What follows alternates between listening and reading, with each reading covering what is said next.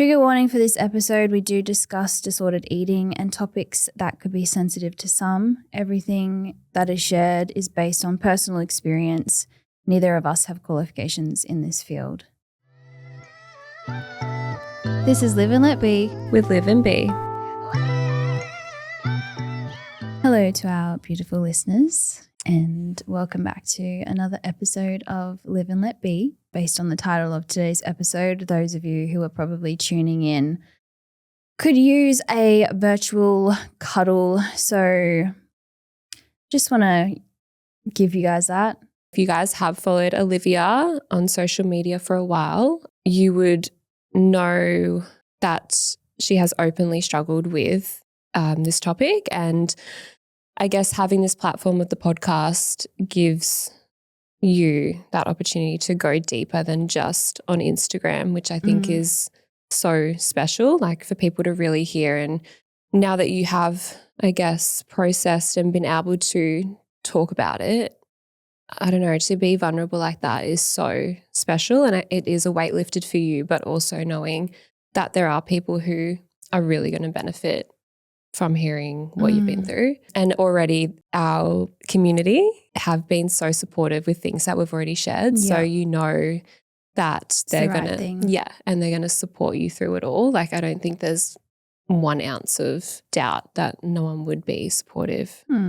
But yeah, I guess even being your friend through it too, it's hard to know how you can best show up for a friend that is going through something that might be hard. Yeah, we should definitely get into the times where we would meet and I would share bits of my struggle with you and just, your experience through receiving that sort of information from me and what went through your brain on how to help and all of that. There's a lot that I want to say about this topic. There's just so many parts to it. I had so many epiphany moments throughout the process of trying to overcome it and grasp sort of a handle on my experience. I will try and be pretty straightforward and logistical, and I don't know, I'm just going to unload. My brain is struggling to filter that empathy for the version of me that was so heavily consumed by this struggle that, there's just so many emotions. When you're in it the way that I was, it's like just so consuming. All consuming, yeah. You just feel like you can't control anything. Like you don't have any control and you don't know what thoughts to trust. And I'm just gonna do my best to share what I can, and it might be a 2-part series, but I just need to, I think, tell myself that it's okay not to get it perfect and share it all in today's episode, and it's something we can revisit. Yeah, there's no rush to fit all your feelings and thoughts into 2 hours. But I guess the first question would be, and I'm sure people who might not be as aware with what binge eating is exactly, what do you think, or what is the difference between overeating and binge eating? Overeating, which is your typical, you have dinner and you have dessert and then you think, oh, I could really go for seconds of a dessert. That's sort of overeating. Then you go and you mindfully make the choice to, I'll have a little bit more dessert. Then you go to bed. Binge eating is a totally out of control, mindless experience where you are just indulging food for hours and hours and hours for a long period of time. And I might actually find the exact definition of it so we ain't getting it twisted. But it was definitely interesting for me to learn that. And the first time that I did was a few years ago, just loosely using the word binge, because you hear it all the time. People go, oh my God, let's binge these movies. Let's binge alcohol. Like, okay, you don't say let's binge alcohol, but you go, oh, binge drinking. Yeah. So you kind of loosely use these words and I would get all these people in my DMs like, have some sensitivity to the word. Don't throw this around so casually. Like people have this serious struggle. Right. And at the time, I hadn't hit the point, I hadn't hit the most isolating point that I got to with this disorder, but I had experienced it. So it encouraged me to take the time to understand what the difference was. Yeah. So here is the definition that is continuous through Google and all of that. Hang on, I'm just a bit jittery. My jaw's doing something weird. Binge eating is an eating disorder characterized by consuming large amounts of food in a short period, often accompanied by a sense of loss of control. People with binge eating disorder, BED, in brackets, may eat even when they are not hungry and often eat rapidly, continuing to eat even when they feel uncomfortably full. Some common signs of binge eating include eating in secret or feeling ashamed about eating habits, feeling distressed, guilty, or embarrassed after overeating, experiencing frequent episodes of overeating without behaviors like purging. If there's those behaviors, then it moves into bulimia. Yeah, that was always something I was wondering, if you do all that and then go to the bathroom, but it's not like that. No, so there's different categories of the eating disorders, and I'm just going to be fully transparent. There was 1 or 2 episodes over the last maybe 6 years where I got to the point of being so uncomfortable that I then thought maybe I do have to go and purge. Yeah. I wasn't successful, but that sort of extent isn't really part of my story to do with it. But yeah, I will be honest, there was at least 2 times that I was like, oh, I like literally cannot feel comfortable. Like, and it was, a lot of it has to do with, well, the whole entire thing is to do with how your brain's working. And we'll get to it. Yeah. But yeah, thanks for sharing the definition, because we can know exactly what it is, because a lot of people don't know what it is. So yeah, even people close to me, when I've started to drip feed parts of my experience with people, it's met with sort of, but what even is it? Like, why don't you just stop eating? Like, it's not that hard. And then some people put it down to, well, you're just not disciplined enough. You don't have enough self-control. And it's actually a mental sort of, I'm not sure if I can say disorder, but it's just a mental state that requires support and therapy and education. It's not as simple as just going, oh, well, you're just not lazy. Discipline. Yeah. It's not like that. Just don't stick it in your mouth. Like, all right, brother, I tried that. And I got 10 down. So. And if we, laugh through it again, I think that's a good thing, because laughing is healthy to do when you do go through something. So we're not trying to be insensitive or anything like that. It's just how we are. And hopefully it gives you guys a bit of an insight to the place that you will get to, where this struggle, if you're in the thick of it right now, you will overcome it. It won't be forever. You might feel like that. I will say this straight up. There was no one solution. It was the accumulation of information that I listened to, read, wrote down, documented. It's the accumulation of all of this stuff that you absorb over a certain amount of time that alleviates the things that are keeping you in this cycle. So yeah, I just don't be disheartened by that. Like, by the end of this episode, you're not going to have this perfect one solution that's just like, oh my God, yes, all I had to do is this one thing. But it is going to be so worth your time to listen to this, other podcasts about it, read books about it. It does feel so weird because when you're doing all of this, you're like, oh my God, my every single waking moment is revolving around this thing in my life. It's already consuming my physical routine, and now I'm intentionally absorbing all this information. You're just like, I can't catch a break, but you just kind of have to go all in with learning as much as you can to then be able to get through it. What do they say? Sometimes it gets harder before it gets easier and feels like a step back, but sometimes that propels you forward. And what I would like to know too, and I guess what makes you feel, because this has been a long conversation even between us behind closed doors of when you felt ready, and it takes time, and I think that's so fair, and you can't rush someone to get to that point to talk about it. But what made you now, I guess, open up more, and what do you think the difference is in mindset?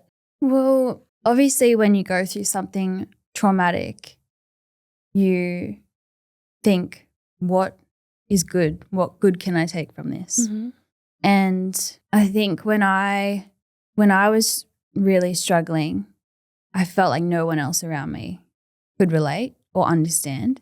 So when I was trying to share or get some support from friends and family, I just also had this block of like, you don't actually get it though. And I accepted that, but it also made me want to have information more accessible to people who are going through that so that it's less isolating, because it is so isolating. Like you literally feel like you're in prison.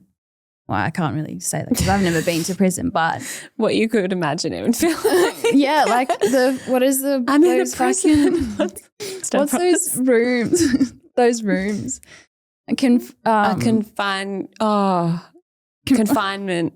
No. Solitary. Thanks, Justin. Solitary confinement. Yeah. Yeah. But like voluntarily, but it's not voluntary. Yeah. Anyway. Because you have no control over that. Yeah, so I think the biggest motivation to want to talk about it is so that other people experiencing it don't feel so alone, and that there's nothing wrong with you if you are experiencing this sort of cycle and pattern. It's merely just something that we haven't been faced with before and don't have the tools and the skills to pull ourselves out of it in an efficient way. And yeah, it's just something we have to navigate. Yeah. And like I said before, it is temporary. It's just a matter of time and education. But yeah, the reason we have this platform is to connect with people, build a community, have a place where people can feel like they're not alone, and also just remove the glamour from social media and get real. Also a big it feels so good to say things out loud. Yeah. Like I know that I'm going to feel so much lighter after this. Just the weight lifted. Vulnerable. Let's get vulnerable. Been doing a lot of that lately. Yeah. You know what's hard is you do feel like you're always constantly talking about feelings and all this bloody getting deep, but like you said, you have to get so deep and vulnerable and deal with the hard stuff before you can feel lighter and realize all the, I don't know, it's so it's so and true. it's draining. Yeah. So I can imagine you being in the thick of this, dealing with it internally, then having to talk about it, then having to bloody research it and then write it and then all this stuff. It's just so overwhelming. Yeah. And you know you're doing it to hopefully get out on the other side, but in that moment you don't know if that's the right thing to do. So you're just sort of going around in circles. It's like Groundhog Day, because every day I would wake up with the same emotions. Then I would do the same behavior. I was also single at the time, so I was living alone. And I think that's the worst thing. Like I didn't have at least that safe person that could help me regulate my emotions by them just being there. Yeah, there's just so much shame and guilt that you carry, like when you're dealing with binge eating. And for me to physically go and seek that support or that time with friends I had to face my reflection in the mirror after having binged the night before where I'm inflamed and my skin's breaking out and I'm tired because I'm not sleeping properly. Then I have to get dressed and my body feels so uncomfortable because I'm so bloated and full. Yeah. That I'm like, it's too hard for me to go and just go to my friend's house, or it's too hard for me to sit at a cafe because there's so much shame and guilt. Yeah. And then for me to ask my friend to come over, I'm like, then I still have to somewhat make myself feel good. And then it's like also asking for help is so hard. And then usually when you're doing those catch-ups with friends, it would always include having a drink or having a meal. Like when are you not and then doing that when you see a friend? So then you're thinking, fuck, I've just done this. I'm out of control around so food. Full. I can't go. Yeah. And it's just this cycle. Isolate you more so. This kind of brings us to the reason why you binge is because food is like such an accessible source of dopamine. You don't have to, now as well, especially with Uber Eats and stuff, you don't have to get ready and go somewhere, physically show up anywhere for you to just have a meal right in front of you. So true. So whenever you're feeling bad and things are feeling tough, you go, what's the quickest way to feel good? And this is why people have other vices like drugs and stuff like that. I would have all these overwhelming feelings and then I'd go, what's going to make me feel better right now? And I didn't have the tools and skills to regulate my emotions or figure out how to calm myself down. So my brain would just go straight to, oh, I'll order some food and I'll sit on the couch. Then I don't have to do anything. Nothing's required of me. I'm not obligated to look at myself in the mirror or have someone else look at me and deal with this shame and guilt. And then you would just do it. Over and over. And then you feel guilty straight away for doing that. As soon as the food's gone, that guilt just like takes over and you're like, well, now I have to keep eating so I don't think about it. Fuck. It's this whole cycle. But it's so mindless. It gets so mindless. Yeah. You're not even really tasting the food. You're not even appreciating the food. You're just find that, yep, looks good, pay, done, eat, next thing. Yeah. Like I guess if you look at when it triggered more so, one, what do you think that was that triggered it? But also do you think you've always had that from like when you were younger to older? Like what do you think? Or was it just this? That's so interesting that you were able to ask that question because there was throughout the whole thing, I obviously went all the way back. Like with anything that kind of arises in your adulthood, you then think, what part of my childhood contributes to this? How deep does this habit sort of run? How deep does my relationship with food go? And I'll start with like when it first started happening and why I think it became such a thing the last few years, because it wasn't always. And there's two origins for it based on my experience. And one is the state of like survival. Your body turns to food after a restrictive period. And if you guys listen to our previous episode, I recommend that you do, because the mentality around the mentality and mindset things that we talk about is relevant to what we're talking about here as well. Having fallen into this period of my life where I was super lean and going to the gym and in our last episode we talk about how I unintentionally and very effortlessly got there. Then my lifestyle and circumstances sort of changing led me to start reverting back to other habits where I wasn't so consistent, and then I started noticing my body change. And then that feeling of like, how do I maintain this physique that I want?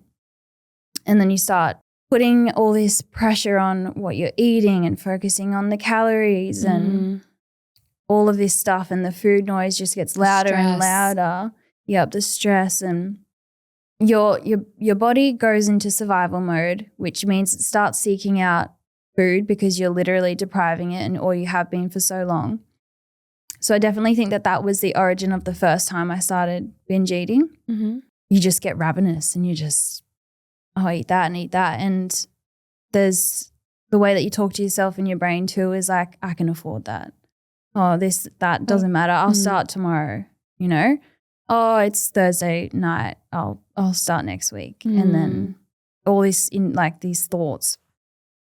And then all of a sudden you get to a point where you're just so ashamed of what you look like and what you feel like. And even if you look healthy and great from the outside, if what's going on in your brain doesn't align with that, you won't think that you look good and great. So imagine having all these behaviors that you're so ashamed of and carrying that into the next day. Like I would look at myself in the mirror and think about what I did for the 6 hours before I went to bed the night before. And I would look at myself and go, that's the person that you are. You're the person who sat on the couch and fucking ate everything that you could order for 6 hours. You can laugh. Because That's like what? And then I would just go, well, that person's not worthy of going out and going for a stroll and stuff. The self-worth and all of that stuff. So one of the origins is that restriction. Yeah. But then when you sat back and go, did this come from my childhood or blah, blah, blah, blah, did you notice any common themes throughout or? Well, I've always, when I was younger, the language around food was don't leave the table until you finish your entire plate. Oh my God, Olivia is our best eater. She eats everything on her plate. So I've carried this habit through my entire life of identifying a plate of food in my brain without even realizing, thinking you have to finish everything. So already that intuitiveness isn't really, I don't have that because my intuition has been created or has been like unintentionally manipulated to think that I need to eat everything without acknowledging how full I'm feeling and all of that. Yeah. So and like anything in your childhood, it's not a conscious thing that's happening, but over time you're like, oh, okay, that would be something in your mind that you're going to carry with you the whole way through. It's good table etiquette to finish your food. Yeah. There was definitely that. Like that came up when I was doing therapy. Sometimes I'm stopping myself from saying things because I've got this idea in my head of how the episode's going to sort of go, but I think I'm just going to say things as they come. One of the first things that my therapist told me was when you eat your meal, leave something on the plate after every meal. Like just start getting in the habit of it. She goes, start just, leaving half a potato on your plate, even if it's a piece of lettuce, something there so your brain sees that plate with something on it and you can still identify that as you're done. And I was like, what? That's so lame. You're like that's just rude. I'm like, why? I'm like, okay, all right. That's going to help. Leaves like a little dot. Yeah. Like it was so... This is me being single, living in my own house by myself, trying to practice all these things. And I did document a lot of them. I haven't gone back and tried to. Wow, that would be interesting to read that. She also said a mouthful and then put your cutlery down and appreciate your food. What are you feeling? Take a deep breath. And then it was actually really nice for me to be practicing this, leave something on your plate, because it opened up this new way for me to connect with Malibu at the time. And it's funny because I would sit at the dining table and this is another thing we can talk about too is trigger spots and trigger environments. It was definitely a solid intention to have my meals at the table. And I would finish my meal and sit there, look at this last bit. And as I'd walk to the kitchen, I thought, cute. I can give it to Malibu. Yeah. Because I'm so like, strict with on him. I'm like, you don't get food when I'm sitting at the table. You're going to just think that you're always getting food. You're going to sit at my feet. Like that's not good etiquette for him. So I started getting excited about that. I'm like, this makes it exciting for me to always have something, a little thing left over where I can give that to him and we're in this together and I'm not just by myself, eating food. Like it's added more value to, the habit of the ritual of eating or dinner times and stuff. I actually feel shaky. Do you? Yeah. I don't think I'm cold or anything. No, you're not cold. My jaw. It's probably the caffeine. I think you're maybe don't have any more. So you got it. She's like, I feel shaky. It's the coffee. Do you want the pillow on you? Thanks. Cuddle the pillow maybe? It's kind of weighted. Those quite weighted heavy. those weighted therapy blankets that you can buy. There you go. There we go.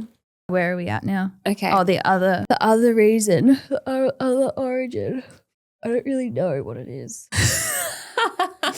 I think you can definitely get into a binge eating habit without having that restriction as well, because it depends on your mentality, really. It depends on what's going on in your life. It depends on how you feel about certain things.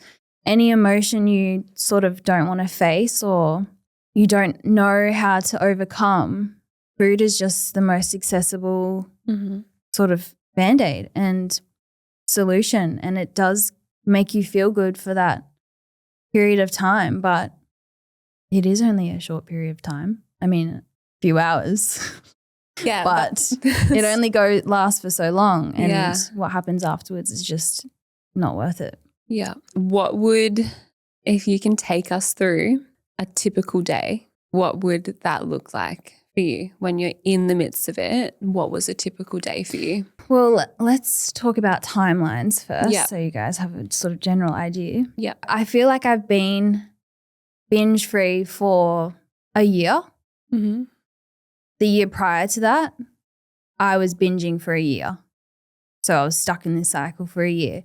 But there was times before that were smaller amounts of time, like maybe a few months, or maybe not even. Like I've definitely experienced the cycle before, but not in such a intense, long, like long-winded. Yeah, not for as long and not as intense. There's urges that you get with binging, and it can be as small as a passing thought as you see, oh, I just went to such a weird place, but like I would literally see like colors, and because my food noise was so loud, I would turn these colors into thoughts about food. Really? Like I would see like a flash of pink and think about cupcakes. Really? Yeah, wild. So it's so consuming. Like your whole reality is just warped because of how loud this food noise is. So you have these urges, and think of urges like waves in the ocean. They come, they go. At the top of this wave, you have a decision to make, and that's act on it or don't act on it. And when you have acted on this urge and followed through with this wave so many times, you've then created a habit, and your body's now doing this habitual thing subconsciously. So you're losing that power over what your primitive brain wants. And that's something else that I learned as well through all the podcasts and stuff that I've learned, that your brain has a primal state, and then another part of your brain is who you want to be and who you are. So your primitive, like primal brain, forgive me if I butcher this, guys, I'm not a professional, I'm just speaking out of my ass, literally. You have like, there's some facts to it. No, I loved that whole analogy of the wave. Okay. I was like, that's a really good way to explain it to like in the simplest form. Yeah. So yeah. So love it. These two parts of your brain, one part is your primitive primal brain. That's where you get these thoughts. Yeah. Okay. And then the part of your brain that stops you from pushing someone off a cliff. Yep. is your actual brain. Yeah. Once you start to identify these urges in a different part of your brain, you kind of think it like there's this little devil that's trying to sabotage me. Yep. And then you identify this other part of your brain as you and what you deserve and how you want to be. You just go, well, no, actually, I'm not going to let you do that. It's a lot to like get your head around, but it's definitely something like something I could sort of visualize that has helped me when these urges pop up. Do you remember when you first explained that to me? Yes. Yeah. In the car? Yeah. The devil. Oh, I've had so many epiphany moments, and I had this like routine walk that I would do. And we'll get back to the day in the life. Maybe we just get to the day in the life. We're pretty much doing that anyway. Yeah. There was a whole year where I was struggling very intensely. Yep. It consumed my every single day. I hardly saw anyone. I didn't work. Like I couldn't show up on and do social media. Yeah, didn't you had almost the whole year off, right? Don't know how I made that happen. And funnily enough, this whole year was when the podcast was in the works. Yeah.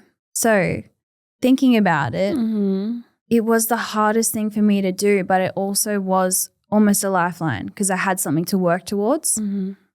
And because of that, B was obviously witness to whatever I felt brave enough to share with her at the time. And when I would have epiphanies, that was like a light for me. I was like, oh my God, maybe I'm finally getting out of this. Like this is going to set me free. And I would just share all these things with B. And there was one moment where I thought, you know, the 7 sins, one of them's gluttony.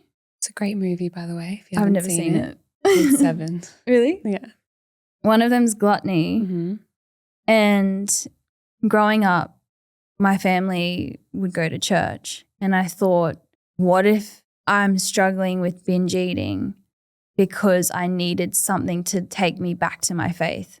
And I was thinking at the time, because I was single, I'm like, maybe something's trying to get me back into the church because that's where I'm going to meet my husband. Like my brain was just, and I'm like, and the binge eating is gluttony and it's a sin and I need to go find Jesus. These are all the things. And I called my dad and this is just a example of an epiphany day and I'm just bawling my eyes out. There wasn't a day that went past where I wasn't bawling my eyes out. Yeah, it just proves though when you are in something so thick, you're just trying to grasp at anything for some sort of light to be like, oh, this is my way out. You know, because then that would have been, if I go to church, then that means this, or maybe I should be doing this because that, like, you're just trying to find anything at that point. So I think that's so relatable too. But people will be like, yeah, you do. When you're in something so deep, your mind goes. Yeah. And like I said before, it was the accumulation of everything that I learned. I mean, that I didn't follow through with that. And that didn't set me free in any way, but understanding all of that and having that conversation with my dad and it is like a snowball effect. But I think one of the most defeating things is having these epiphany moments and then just relapsing. Like you would have this like hope and then you just relapse and then you're like, fuck it. I'm just going to I don't know how to get out of this. I thought that I did. I thought this was going to help. Now it's not. And then you're just back to square one. And then you almost want to throw that option away and not persevere with that because you haven't built any evidence to give you confidence to want to keep going. Anyway, but day in the life. So take us through. I would binge at night. That was the main time that I'd binge, and it would depend on when I would have my last meal of the day. And because I wasn't doing anything, I obviously made excuses of why dinner at 3 p.m. was okay. So I would have dinner at 3 p.m. So then you have more time. Well, it wasn't really Is that the thought or not really? The thought was always, I'll have dinner early, then there's longer time to digest. But that was just doing me worse because 2 hours after I ate, I was hungry and it was 7, and then I'd make an excuse of, well, it's 7 o'clock, it's normal dinner time, early. I'll have dinner again. But I usually wouldn't have that 2-hour break because I would just have that meal and go, well, what else am I going to do for the rest of the day? I'll just have more. And then if I do get full and sick, then there's more time to digest. Just no one to keep you accountable. Like there actually was, when I first started falling into this cycle, I did have Nicole living with me. And I don't think I really ever did it badly when she was there, but there was a point towards the end where she would go to bed and I would stay up. And she'd go, all right, I'm going to bed. She goes, are you going to? And I'm like, yeah, maybe. Like, or she goes, all right, you know, don't order any food. And I'd just be like, yeah. Because in my head, I've made myself okay with the idea that I'll just be good tomorrow. I'll just be good on Monday. That gives you the green light to then have that binge because you're enabling yourself. So even with someone kind of going, like she never said it, like she was always so like good about it, never pushed it or tried to control me in an attempt to help me or anything like that. Because you can't, no one else can help. But yeah, you just become the biggest enabler for the things that you don't want to do because you lack the tools and skills to understand and resonate with why you shouldn't.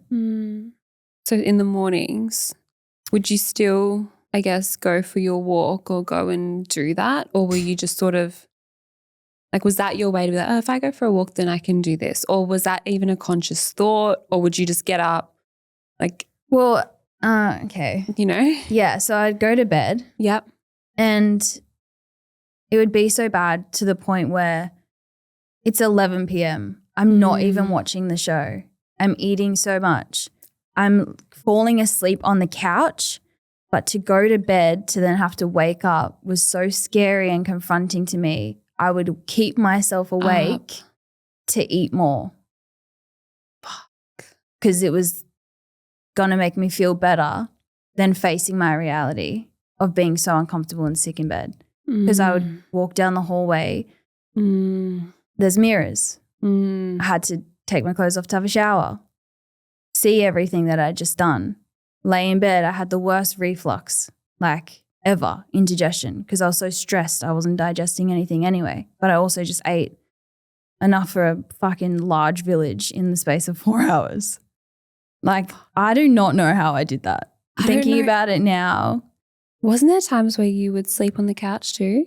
Would you ever? Or not really? You'd always just like leave? I might pass out. Yeah.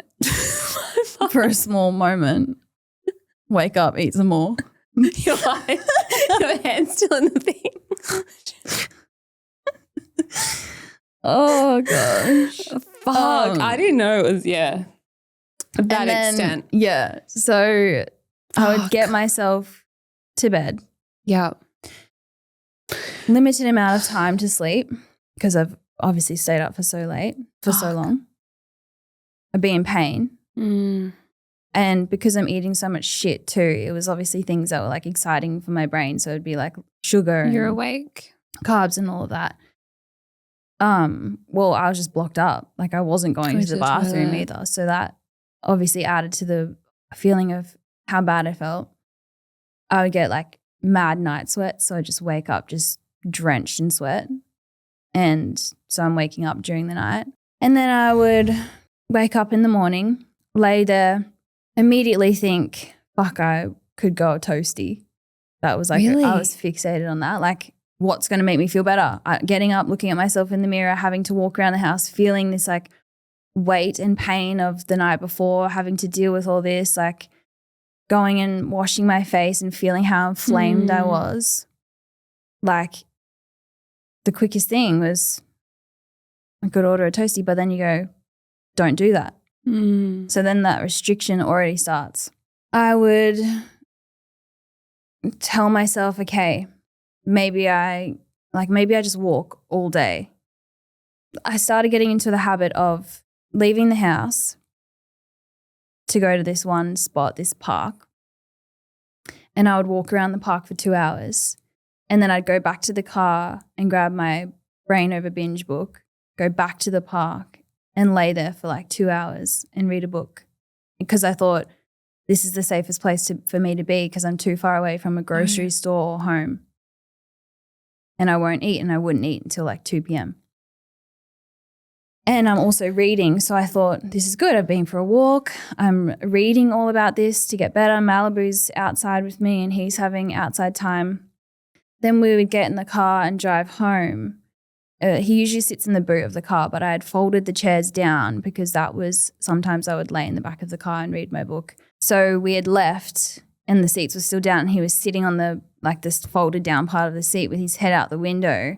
And I caught him in the revision mirror and then I just started bawling my eyes out because I'm like, this struggle has allowed me to slow down enough to now give him this experience and now he's enjoying himself and living life. Like maybe like this is what life is about, is not being so routine and hustle bustle. Like you got to be perfectly regimented and I go, okay, this is a good thing in this fucked up time.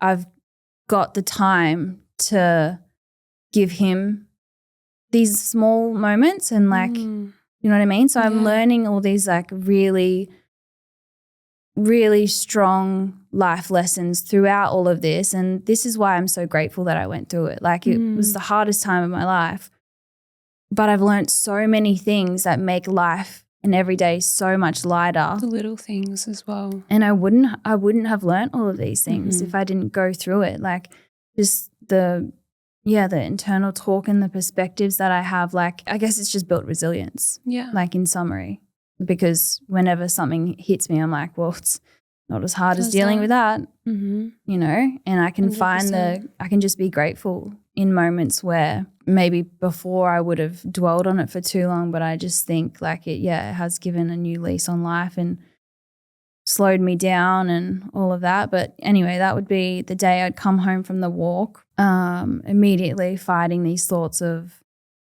what I want to eat and what I know I should eat. But then thinking about the behavior the night before and not wanting to eat at all because I thought I've just eaten enough for like the next 2 weeks. Maybe if I don't eat, then I can get on top of the calorie intake. But then I thought that's just going to make it worse. Then I'd enable myself to then eat and then it would start because I'm like, well, I'm not going anywhere for the rest of the day. Then I might get an email from work, one of my social media agent or my modeling agent. And then the guilt and the shame would start. Comes back. And I'm like, oh my God, I've got a mortgage. And I don't know if you guys listened to one of our first episodes. It's all about getting scammed by a mate. Before I fell into this pattern, I had $45,000 stolen from me. So I'm already like in a shit position. And now I can't work because I can't break the cycle. Yeah.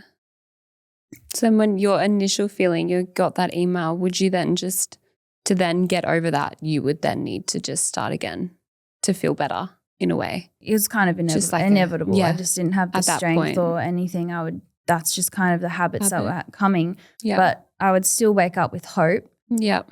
And then it got to a point where I just really felt like I was missing out on things. I wasn't seeing anyone and ignoring my agents just because I didn't want to face it. So that's when things started sort of turning a page. I was like, what is going to set me free? And I just thought I have to tell everyone. So I did send like a big email to my agent. That was the first thing you sort of did to bring everything to real life. Yeah. Which would have been so hard to do. Because there has been times in my life where I'm showing up as this version of myself who's so confident and independent and a homeowner at 24 and I'm sitting in this and I'm thriving and I'm living my life. And the people who you think, it's also like, because it's so in your own head, you want to show up as the people you think your family and friends expect you to be because of who they've known you to be. So when your whole identity and reality is changing, you then don't want to go and show up in these spaces because you're like, that's not who they know me to be. It's like this whole thing. Yeah. So I just thought I can't keep ignoring messages. I have to face the struggle. And I also would think, you know, if someone else was going through this, like what would I hope that how would I hope they would lean on me? And would I have any judgment if someone shared their truth with me? And I thought, well, no. And this is why you have family. And I've put, oh my God, I'm just doing that shaky thing. I've put everyone in a group chat. I'll read the message that I sent. Oh my God. This date is 23rd of February, 2024, start of last year. This is really hard for me, but I know I need support. I'm seeing an in-person psychologist every 2 weeks. And wait, before that, this just reminded me. I started seeing an in-person psychologist every fortnight.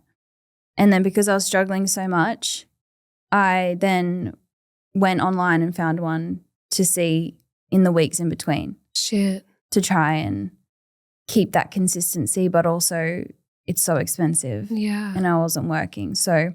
And you had to do this all on your own, find the people on your own. Yeah. Yeah. So that's what's led me to now sending this message as well. Yeah. This is really hard for me, but I know I need support.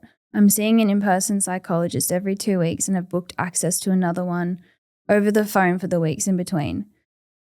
My binge eating is debilitating me. The dopamine from sitting on the couch constantly consuming for hours at a time has been a coping mechanism for years, but right now it is out of control. My face, oh my God, I'm going to cry. It's okay.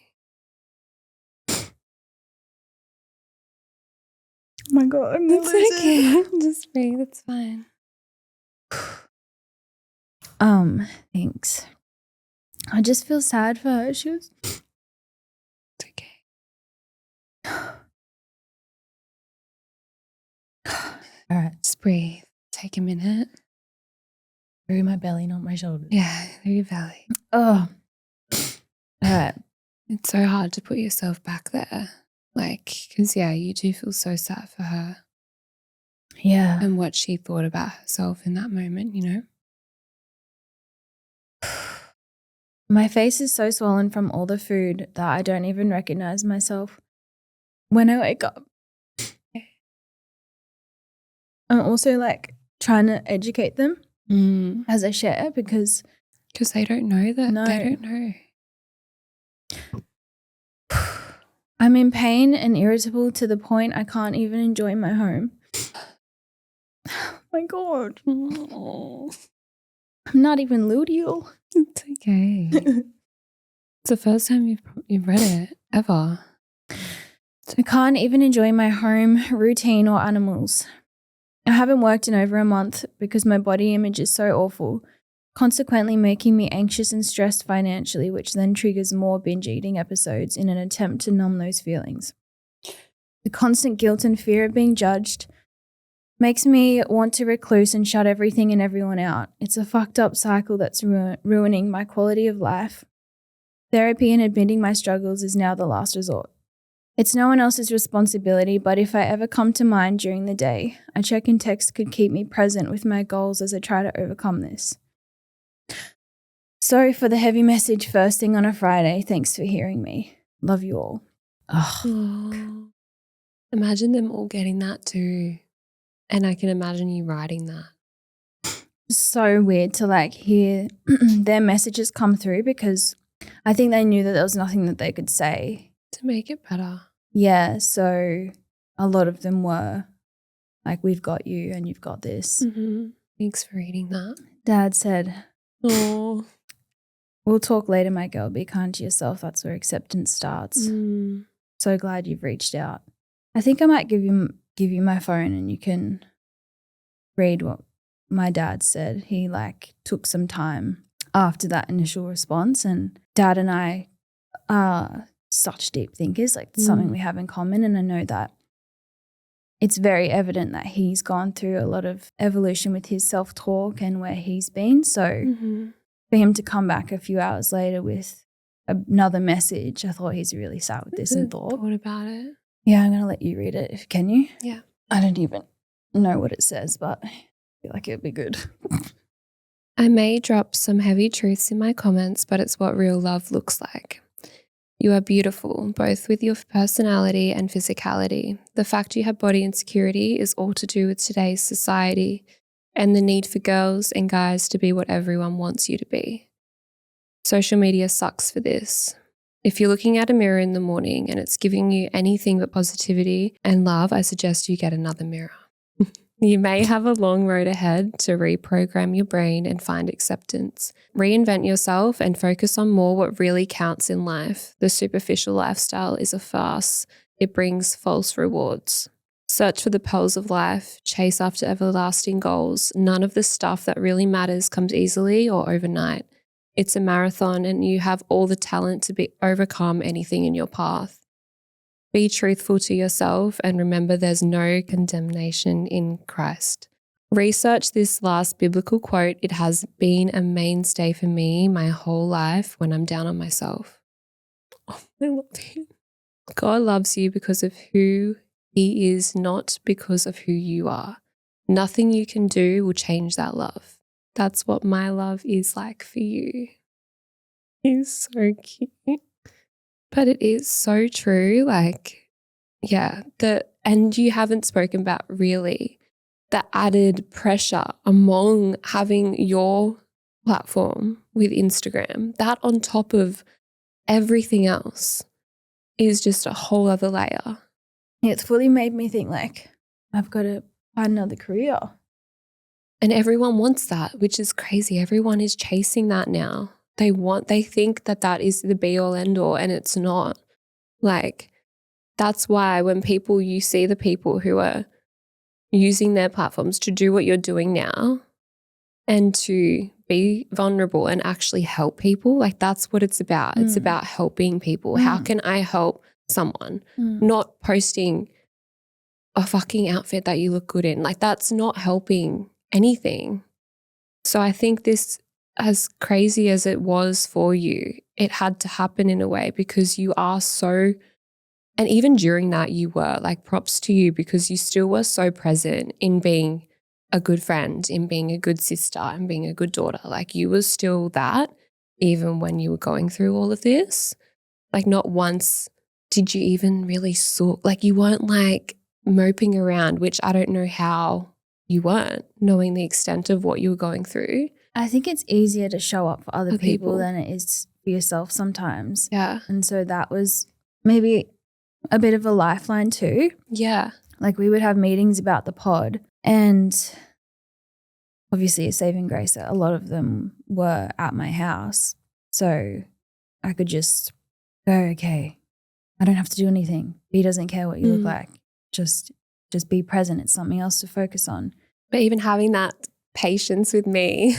You would leave and you were like coming in hot, like, let's fucking launch, let's do this. And I'm just like, obviously I'm understanding too, but for you to still be patient and seeing the end goal, being like, okay, it's still there, but I just need to process and get through this. Yeah. Like you were never like, fuck this. Like you just didn't do that. Don't get it. Yeah, you were so patient and you said it in a different way and like you still had that ability to think clearly, which shows how strong you are in your mind, even if you felt like you weren't, because you showed up for everyone. Thanks. The same. Yeah. And you still kept going. So you could see you wanted so badly to get out of it because you would still give your times, let's go get some equipment. Like you still were like giving you that thing to be like, no, I'm going to get out of it. By doing this, it's giving me that strength. It's so nice that you could see that, but I was still doing things. I think the difference now is it's not hard anymore because I don't have that struggle. And there might have been times where my sister needed me to be a big sister. And I felt like because my capacity to empathize with myself and support myself was so low, I was like, how am I meant to show up and be the best big sister I can be when she needs me? And then that's when what really matters in life started pushing through. And I thought, I've got to get over this because like life is about relationships and showing up in the ways that you want to show up. And Yeah, I think just the biggest struggle is wanting to behave in a way that your most ideal self will, but not feeling like you're there yet. Mm. And you know those quotes, how it's like, show up as the person you want to be even before you are, because that's how you get there. Mm-hmm. Fake it till you make it sort of thing. Mm-hmm. And it works. If you want to be an athlete, but right now you've got no training, if you show up every day like an athlete would, eventually you'll get there. Yeah. Well, it's like even I just go back to, I don't know if you've seen that Matthew McConaughey speech. It's like an iconic speech. And he's like, it's me in 10 years. Like that's the person that I am chasing after. No one else. It's him in 10 years, then that person and him in the next 10 years, because you just need to show up as them and it gives you that motivation. But it's also that perfect balance of slowing down to have that gratitude as well, because you don't want to be not in the moment. Yeah. And so now feeling like I've been truthful and told the people around me what I'm going through, I felt like I then had more hands sort of lifting me up onto this like train of like, okay, what are we going to do with that now? All right. So we're coming up to the end of this episode, although it's definitely not the end of this whole conversation. You've done therapy. You've told everyone and you're now coming out of that and getting the things that are helping you. What are your biggest takeaways, or what have you learned by going to therapy? Are there things that still stick with you now? We obviously haven't got to the reason why I'm now binge free, like specifically, but I did start noticing the biggest changes when I got a one-on-one therapist that specialized in binge eating, and that was just like crazy. The information that she said, and just to have someone who had been through it as well. She's actually our age. Is she? Yeah, she might even be younger. Wow. And she had gone through similar, and it just ignited this fire in her to then want to help people. So now she does one-on-one. I had a call with her, and she's very like, there's not much emotion involved in it, which was really good. I was so impressed by her. Like she called me, she said, hey, didn't really ask me any questions, kind of just said everything I really needed to hear, but not in like a sales way at all. And she was like, I'm going to be there in your back pocket. You know, you can message me at any time. I had a 24-hour access to her. It was a little bit pricey, and but I mean, I was just at the point, I'm like, I don't care. I'll pay whatever. And I had her for 3 months.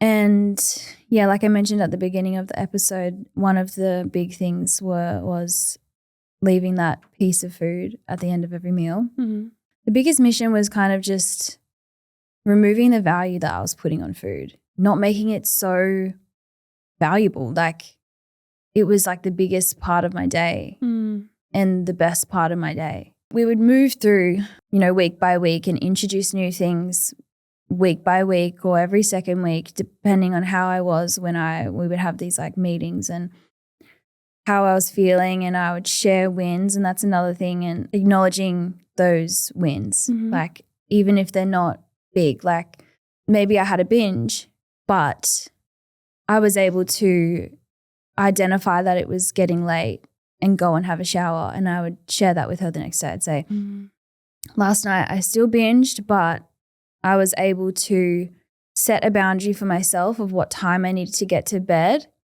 and honor myself by looking after myself in that way, having those self-care things sort of ready to go. And she would be like, that's amazing.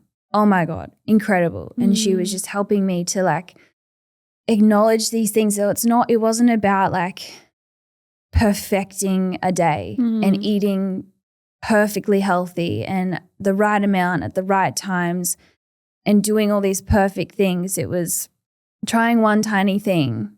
And it the more we did that, the more it encouraged me to want to share things with her. So I would be able to put these into place because I was thinking, what do I want that phone call to look like? Yeah. And that goes back to something we mentioned in the last episode of that instant versus delayed gratification. The instant gratification is eating food right now, instantly enjoying it, gratified. But the delayed gratification is worth so much more. And that's waking up and not feeling like I want to rip my chest out because I've got that bad of reflux. You know, thinking ahead and setting intentions. And sometimes even if your mind is like, you don't want to let someone down, that is enough to then get you through it because you're like, I don't want to let her down by telling her something, you know, so then that would just help. Okay, I want to send her a nice message, be like, yeah, I did this. When she calls me, what am I going to say? And there were times, like, don't get me wrong, there were times where I would reschedule the call. And I'm like, she's like, I know. She's like, I know what's up. Yeah. But she also honored that, like, giving me that space. Like, it was just exactly what I needed. She wasn't pushy. She wasn't like, no, you need to have this phone call. It definitely all still had to be up to me. Yeah. There's definitely trigger spots. And because I was living by myself, there was no reason for me not to watch TV while I ate dinner. And I started identifying that as a spot that would trigger urges. So I would eat my meals at the table. I would also set intentions before I sat down for a meal. So I would say to myself out loud, when I finish this meal, I'm going to put my dishes in the dishwasher and go and have a shower. And then once I was in the shower, I wanted to brush my teeth. And then before, like, I would be on my way to the shower. When I get out of the shower, I'm going to get into my pajamas and I'm going to put my legs up and read a book. Then I would go and do that. And it's like actively setting intentions. And you probably remember me saying this, like, even on nights out and stuff, I'm like, it can change the whole trajectory of an evening if we look at each other and set an intention of what do we want the night to look like. When we get there, we do this. When we get home from here, we do that. And that's another thing. When I was in this cycle and I would show up to maybe a family catch up or something, I would drive home and think, well, I already had an ice cream cone with everyone after we had pizza. I may as well stop in a Macca's and I'll get something else. Like, I've already fucked it up. Yeah. Then I'd get home and not want to shower. So I'd sit on the couch and then I'd just order stuff. And it was just, you know, like this constant thing. So for me to build that confidence that I could go to a family catch-up, family barbecue, I had to set those intentions. When I get in the car, I'm going to drive straight home. When I get home, I'm going to get in the shower. Like, just pre-planning to honor what was best for me, what I knew was best for me. And then I would check in with my therapist and I would have something to share. There was also one of the moments I was so proud of. One of my friends really wanted to go to a Missy Higgins concert. And her and I, throughout our whole friendship, it was just like literally 5 minutes from home and in an outdoor like sort of theatre thing. So it was going to be like such a nice night. And throughout our friendship, we've always loved to have a beer together. Like, we both just love beer so much. So I spoke to my therapist and I said, I'm going to drink. I won't say that I won't drink because then I can flip and then I get there and then I overdrink and then I can't drive home and then snowballs. So I said, I'm going to have 2 mid-strength beers and I'm going to drive home. So I got there and there was the opportunity to then continue drinking because I don't think I even voiced these to my friend. I was just like, in my head, I was like, no, you got this. Set the intention, honor what's best, what you know is best for you. I'm drinking the beer and I'm actually honoring the experience of having the beer too. I'm drinking, I'm going, I'm really enjoying this. I'm so lucky that I can have this moment and enjoy this. This is good. Then like I'm getting to the end of it and I go, all right, there's an hour left of the evening. I'll have another beer. Like, do I need it right now? I'll just wait. And it's just like, had the second beer, there was the opportunity to have more. And I was like, no, I'm good. Reminding myself of my intention. When I get home, I'm going to do this. Got home, did it all, woke up the next day. And I'm like, oh my God, I've just created evidence that's going to build my confidence to know that I can do something that could have turned into a binge. Yep. And that was crazy. Like, I was just thinking, oh my God, that's so good. And that does prove with anything, right? Like, to build confidence is just those little steps of knowing you're not going to let yourself down. Like, when I think what confidence is it's all those things where you can back yourself, trust your decision making, actually make the decision, and just fucking, it's just backing yourself in every scenario. Oh, I remember what I was going to say. There was a time, and this is about removing that value on food. It's right there. Yeah, I was on a date. Before I fell into this. Not in this period. Oh, yeah, I was going to ask if you weren't dating. No. Hell no. Before I had like fell into this, that year, I went on a date, and the person that I was with, there was like a couple of sushi rolls left. And I go on, you can finish it. That's what I'm saying to him. And he goes, nah, I'm good. I can have it tomorrow if I want. And I was like, what? That mentality is something I think about every day. Wow. I just think when I'm scooping out my protein pudding into my bowl and I'm trying so hard to get the every little bit. I'm like, bro, who the fuck cares? If I leave a quarter in this thing, who cares? I can have it tomorrow. Mm-hmm. You know, and it's removing that value. And I'm like, wow, I'm saving so much time. And then even your mentality of what half of a, when you split something, what half looks better, or what bowl do I want? Which one has more in it? You know, all that stuff. I'm just like, it doesn't matter. Yeah. You can have it tomorrow. Mm-hmm. You don't have to have it all now. And this is obviously, the freedom mentality, like being free from it. This is the mentality that you have now, accumulating all these tools and stuff. But yeah, like the things that I find myself doing now is wild. And I always have a piece of food left on my plate without even thinking about it. Wow. And you know how I know? Because there's always something for Jack to eat at the end of him finishing his meal. And that's also helped me a lot. I was like, I'm hesitant to say that because obviously I don't want to dishearten any of you that are single and, don't have a partner, but it made me realize that I am now just leaving something on my plate. Yeah, I'm just thinking I can have it tomorrow. And if I want it, I have it. There was also a part, and we've got to wrap up soon, but there was also a point with therapy where she's like, what's a fear food? What's something that you're afraid to have? And like in a weekday, do you have any foods that you just, don't have on a weekday? And I'm like, well, yeah, I try and be like healthy throughout the week. She goes, have a piece of chocolate when on a day that you would never dare to. After having a meal, I was like, I kind of feel like chocolate. So I had a row and then I carried on. But the reason I was able to do this is because I said to myself, after I have this bit of chocolate, I'm going to go outside and put the bins out. And a quick analogy to end the episode, that's sort of like the urge feeling as well. Have you ever like left the house and thought, oh, I need to pee, but you're in a rush or something and you need to leave the house, and then not even like 10 minutes, 20 minutes after, that feeling kind of goes away? It's because you're distracted. You're moving on. You're doing something else. You're not fixating on it. You're not letting that urge consume you. You're just like, all right. Yeah, I went for a walk one time and I felt that I was like, oh, I needed to pee before I started walking, but because I've been so distracted, I'm like, now it's not consuming me. Now I'm not trying to action it. I'm just, doing something else. But yeah, I was like, oh my God, that's how urges work. And like proves how strong your mind is though. Yeah. How strong a thought can be if you allow it to be. Your mind's insane. Yeah, exactly. If you allow it to, if you give it that space, and it will take it up. So Wow. I mean, a conversation to be continued. Yeah.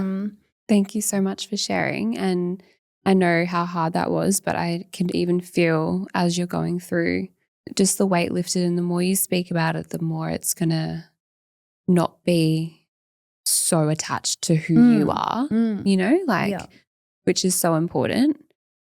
Yeah, we're finishing up now, but wait, I wanted to just say as well, when I was starting to lean into podcasts and books and therapists and, all of these materials that were available, I did come across a podcast by these two young girls.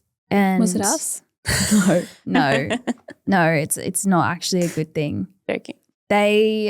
It's not a good thing. No, they clearly didn't have what they were talking about. Yeah, and they're talking about it and they go, I reckon just eat everything and then you won't feel like doing it the next day. And because I was so impressionable and I'm like scrambling for like any sort of hope and information I can try and action, I was like, oh. So with that being said, yeah, be very, I guess, selective on what you choose to absorb and listen to. Brain Over Binge is a renowned, she's a professional in the area. She has a book and she has a podcast. So I feel like I should mention the name, but Brain Over Binge. We can put it in the description. Yeah, in the show notes. I'll also add the therapist that I worked with one-on-one. I'll put all of her information in the show notes as well because she's just amazing and it was all online as well. So she's accessible to anyone wherever they are. There's so much information out there. And like I said right at the start, like it is the accumulation of everything and, you know, some things are going to stick and some things might not be relevant for a year after you hear them. You know, I had that date like 2.5 years ago and then now this has popped up and I'm like, oh my gosh. Yeah. So yes, thank you guys so much for listening. I think next week we will read some listener stories and answer more questions. So feel free to email and DM us. I'm so proud of you. Thanks. So proud. So cool to see that. We started the pod because I knew one day I would, you know, want to share this. Okay. All right. Love you lots. Love you guys. We'll see you guys next week.